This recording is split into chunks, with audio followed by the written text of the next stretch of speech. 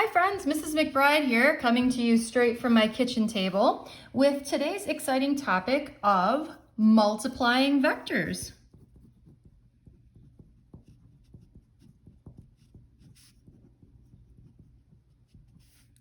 We talked a bunch over the last few classes about how to add vectors, but now we get to multiply vectors. Okay, so in general, anytime you have a vector and you multiply it by a scalar, you end up with a vector quantity.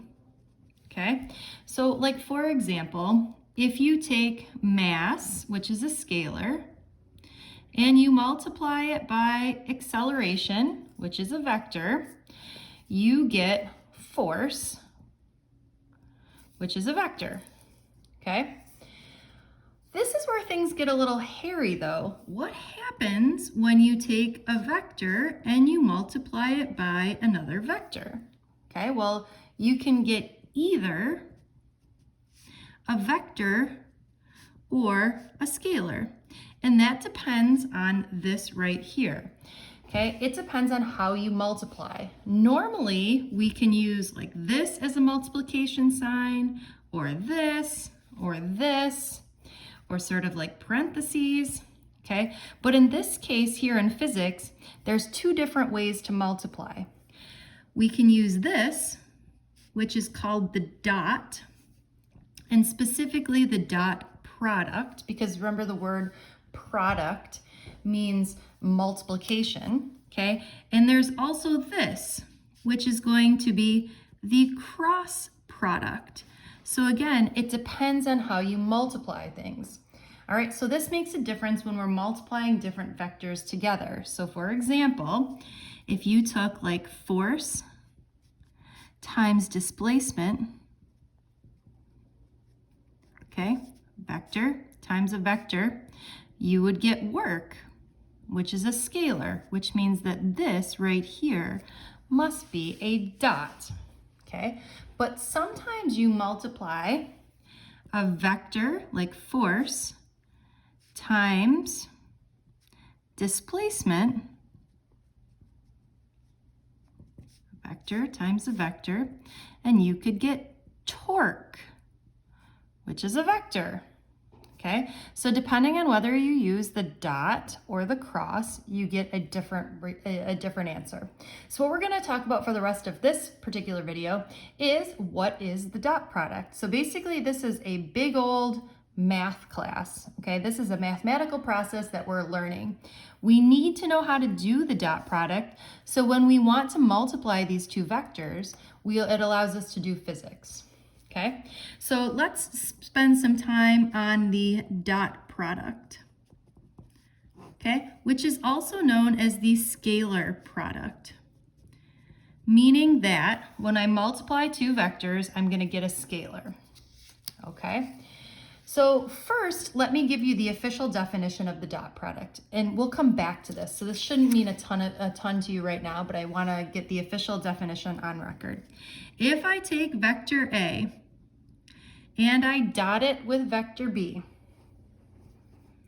I get AB cosine of phi. Okay, so I'm just gonna box this here for a second and I'm gonna come back to it, which basically says if I take two vectors and I dot them together, I'm going to be left with a scalar. What the heck does this look like? Well, that's like if I multiply vector A times vector B, this phi is the angle between them. And remember, this really could be in 3 dimensions. So I can't really draw it in 3 dimensions, but this really could be the A and the B and the phi could be 3-dimensional, okay? Now, if this phi is equal to 0 degrees, meaning A and B both point in the same direction, we're saying we're going to get a maximum. Just go with me here for a second. If this is equal to 90 degrees, okay, so you've got vector A and vector B like this, then we get 0. okay? So if they point in the same direction, we get a maximum, okay? And our maximum specifically is 1. If they point in perpendicular directions, we get 0, okay? So you remember when you were a kid back in school and we did multiplication tables? Okay, we're gonna do some multiplication tables, all right? What if we did, okay, we'll go ahead. What if we did I dot I? What happens? And I dot J and I dot K. And what if we did J dot I and J dot J and J dot K? I hope you see where I'm going with this, because what happens if I do K dot I and K dot J and K dot K? Okay, so we're basically going to say, how does this work when I multiply things? Okay, so here we go. I dot I, they both point in the same direction. So anytime I have I dot I get a maximum, or 1. I and J point in these perpendicular directions, right? Because I is really along the X and J is really along the Y. So that is going to give me 0. I dot K, so again, I, and then your K is sort of coming out here. These are all also perpendicular, so those also are 0. J dot I is the same thing, still 0. J dot J, they point in the same direction, so this is 1. And J dot K would be 0. Okay, so basically, if you think about this over here, if they don't point in the same direction, 0. If they do point in the same direction, 1. Okay, so why does this help us? Well, this helps us because we can sort of use this to take a shortcut here when we're multiplying two vectors. Okay, I don't want you to write this down. I just want you to trust me that I sort of know what I'm doing here. Okay, so if I take two vectors, vector A and vector B, and I dot them together, okay, vector A has an X component in the I direction and a Y component in the J direction and a Z component in the K direction.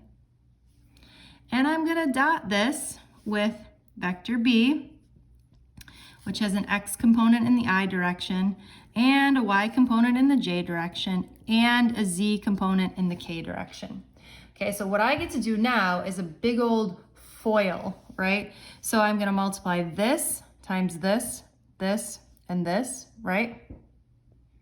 And then I multiply this by this, this, and this, and this by this, this, and this. Okay, but I don't want you to write this down. Okay, so if I do the first two terms, I get AX times BX, I dot I, right? Now the second terms, I would get this, AX times BY, I dot J. Okay, and the last one would be AX times BZ, I dot K. Okay, now, but we got to think about it here. When I do I times I, this turns into 1, right? When I do I dot J, that's 0, so this whole term is 0, okay? When I do I dot K, that's 0, okay? So if I keep going, let me go one more pattern here with you.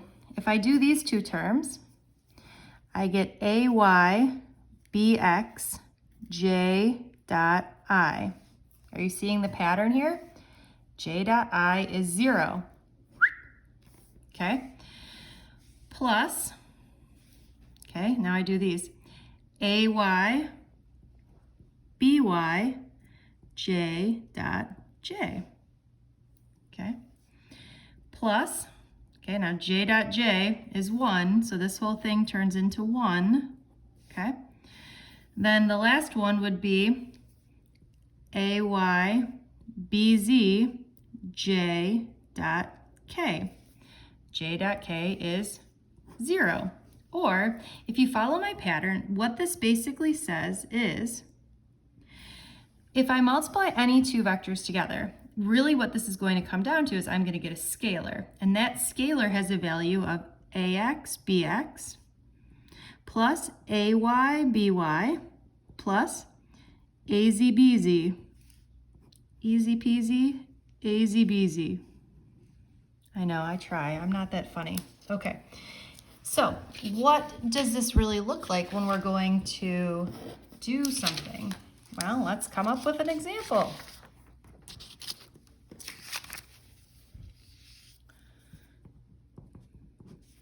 All right, so I want to do vector A dotted with vector B equals C. Now you notice this isn't a vector, right? This is a scalar. This is going to be a number, 5, 10, 15, 20, negative 32, okay? Let's do 1I plus 2J plus 3K. I know I'm very creative here. Vector B is going to be 4I plus 5J plus 6K. Okay? Now what I'm saying is we can follow the pattern of, like I just said, this is going to be AX BX plus AY BY plus AZ BZ. Okay? So in this case here, AX times BX plus AY BY plus AZ BZ, right? Or we would get 4 plus 10 plus 18.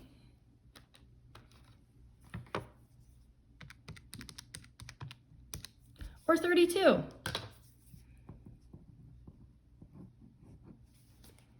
Okay? So, what does this give us now? That would be C. That would be the exact number, okay? Well, let's give you one more example here. In this particular example, we'll again say that A dot B equals C.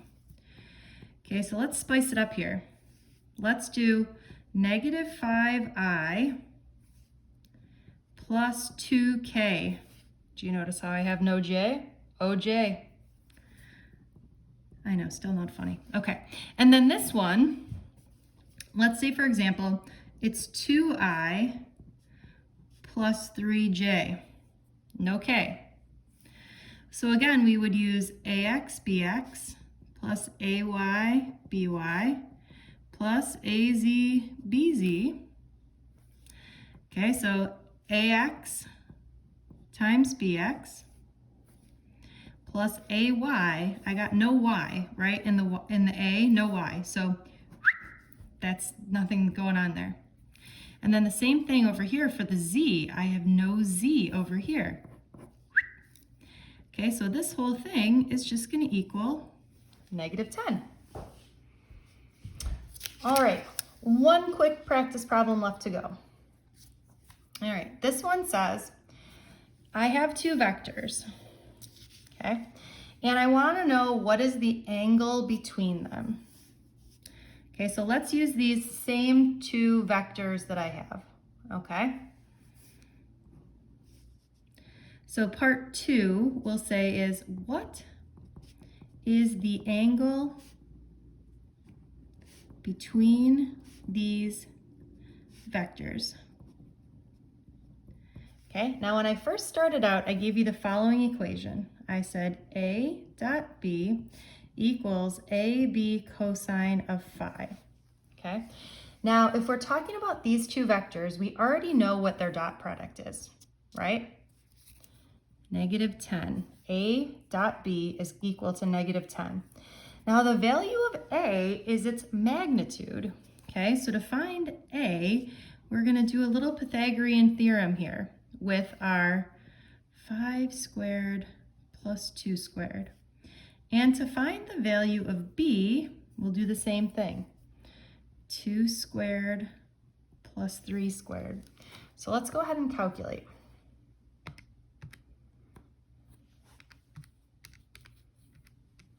Okay, this one is 5.39, and the value of b would be 3.6. Okay, so this goes here and this goes here, or I would get 5.39 here and 3.6 here. I wish I left some more space here. Let's go down here. Or I'd get negative 10 equals 5.39 times 3.6, 19.4.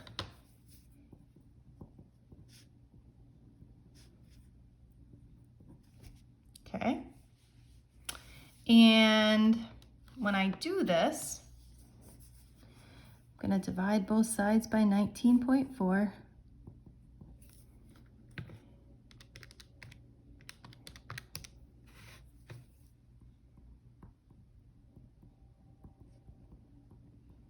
Okay, and then I'm going to take the inverse cosine of that answer, and I get 121 degrees.